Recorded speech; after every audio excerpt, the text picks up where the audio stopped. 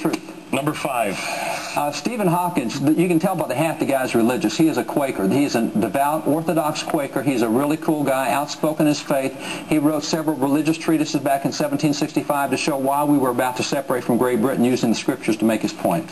Number 6, this guy.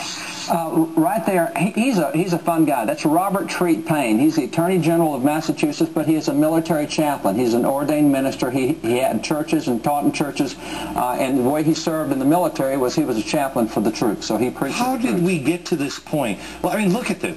Just look at this section. Look at this section. Look how many are deeply, deeply religious. Yeah. How did we get to the point to where, no, these are... Well, what happens today is we know Jefferson and Franklin and nobody else on that. We've been taught to recognize the least religious, and we've been taught that, all of them are like Jefferson and Franklin. Weren't the least. And they weren't. You know, if you take even Jefferson and Franklin, there's no question that those guys are a whole lot more religious in their public expressions. The problem was they didn't, correct me if I'm wrong, they didn't necessarily believe in the organized religion that was jammed down your throat, where it was, I got to baptize you in the name of Jesus, and there's no other truth. That's right. That's what they didn't believe. But they were not secular. They were not anti-God. They were not even anti-Christian. As a matter of fact, the way they do it, Jefferson has 19,000 written letters. There are 6 letters in which he raises some questions about Orthodox Christian teachings. Everybody focuses on the 6. They don't touch the 19,000. So that's the way they make these guys look bad. All right, so now we go to, I think, this guy. That is James Wilson. James Wilson signed both the Declaration and the Constitution. He's one of 6 guys to sign both. This is a younger version of him. That's right, and you can spot him in both times because he's the only guy that wears glasses and signing in the founding pictures. So he's got glasses. He is an original Supreme Court justice.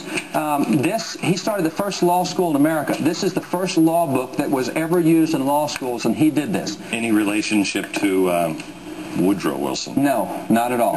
But this guy, he tells students, and it's in that book, that you cannot have good civil law that excludes divine law. If you cut the scriptures out of civil law, you'll not have good civil law. And that's what he's teaching in court. Isn't it Deuteronomy that is the most quoted out of any of our founding documents, right? It's not Locke, it's nothing. That's right. Deuteronomy. The political science professors found that when they looked at all the writings the founders used and relied on and quoted, and there were 15,000 writings they used, they found 3,154 quotes. The most quoted source was the Bible. 34% of their quotes came out of the Bible.